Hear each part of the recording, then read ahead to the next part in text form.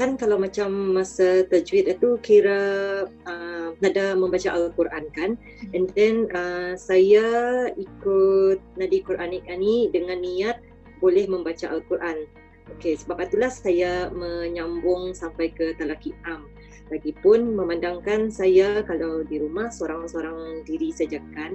Jadi kalau macam membaca bersama Ustazah tu, syok rasanya membaca beramai-ramai tu.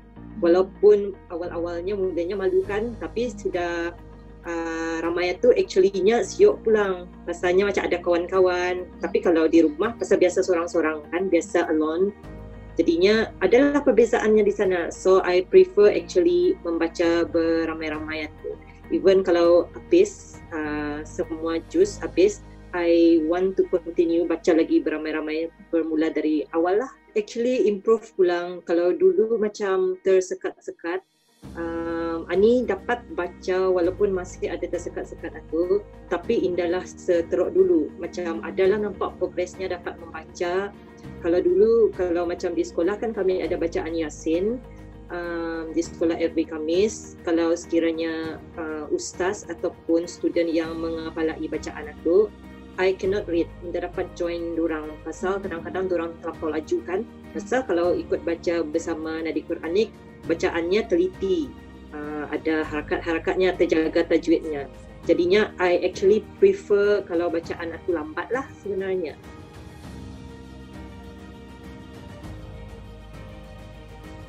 Ini start daripada macam mengikuti nadi Quranik kan daripada Al-Muyasar Group. It's actually mengajar myself untuk jadi istiqamah. Macam kan kalau dulu kami every Tuesday kata, lepas itu tukar every Friday, lepas itu tukar Thursday. So macam I actually disiplinkan myself, walaupun sakit ke ataupun ngalih macam mana pun, I set attendance aku mesti 100%, tidak boleh datang. Even kalau macam online ni pun dah pernah Indah hadir lah. Cuma saya daripada kosong ketut, memang Indah pandai membaca langsung kan. Mungkin pasal itulah, because after pandai tu macam mau lagi syok rasanya. Macam I know daripada dah pandai sampai pandai, ada struggle-strugglenya membaca, and then I know hard work, it's actually hard work untuk mengingatkan tajwid aku, macam dengan hukum-hukumnya lagi. So I think that is apa yang actually drive me to continue and Indah mau give up. Myself kan cikgu juga, and then cikgu pendidikan khas. Jadi kanak-kanak mostly in my class tu banyaknya lelaki kan, and then even bacaan dorang di sana pun Indah lurus. So memang macam I myself memang seorang guru yang tegas lah. Jadi I try to juga memperbetulkan. Even my colleague kalau macam bacaan Al-Fatihahnya salah terus tegur. And then kalau macam kami kan ada macam mana tu every pagi-pagi tu ada bacaan surah Al-Fatihah kan di sekolah sebelum mula kelas tu. Jadi memang saya terus tu macam concentrate dengar. Ada salah ke Indah bacaannya orang ni. Kalau ada salah terus tagur lah macam tu. Actually rasa takut pulang sudah pandai tu.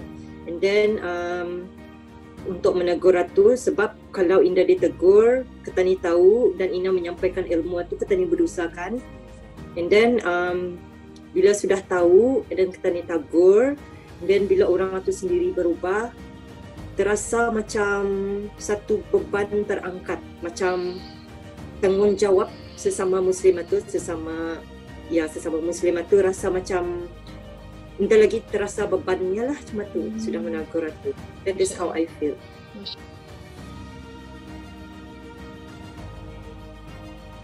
For me, Al-Muyasar Group is actually like sekolah agama for me, because yalah kan macam mu'alaf, Indah pernah belajar agama, sekolah agama apa. So I really appreciate Al-Muyasar Group, because di sinilah tempat tempat saya mula pandai membaca Al-Quran, belajar Al-Quran. Jadinya I really bersyukur sebab dapat join Al-Muyasar Group as a student. And then sampai bila-bila pun insya-Allah kalau diizinkan Allah memang Indah akan berhenti lah, walaupun macam kawan-kawan mau berhenti ke apa, I will still belajar.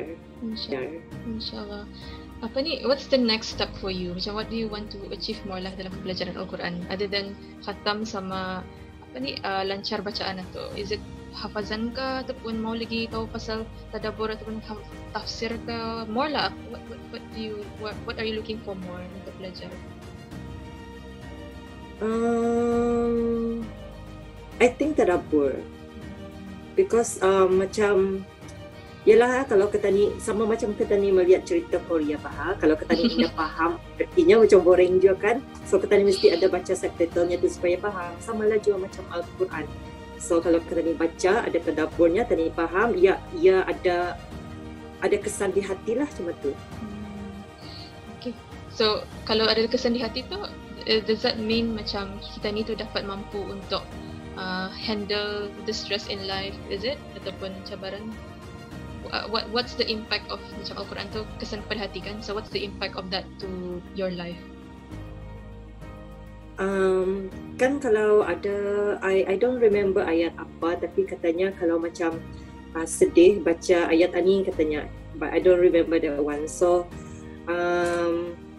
macam itulah kiranya katanya kalau macam sakit kepala ada doa-doanya dalam Al-Quran, sakit mata pun ada, even mau cantik pun ada katanya. So everything is memang ada di sana lah sebenarnya.